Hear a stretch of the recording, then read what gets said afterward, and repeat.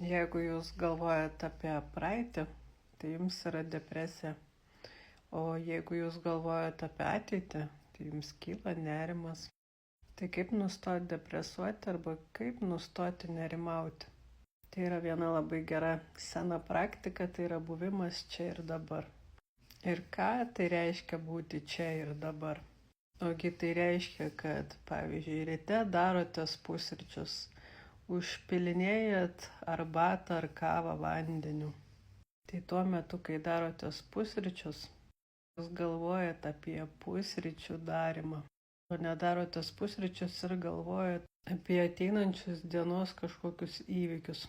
Jeigu dar tiksliau, tai kai jūs pjaunat batoną, galvojat, kaip jūs jį pjaunat.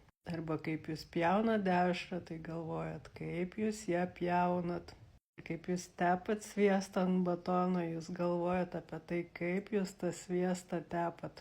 Ir kaip užpilinėjat vandenį ant kavos arba ant arbatos, jūs irgi galvojat, kaip jūs tai darote.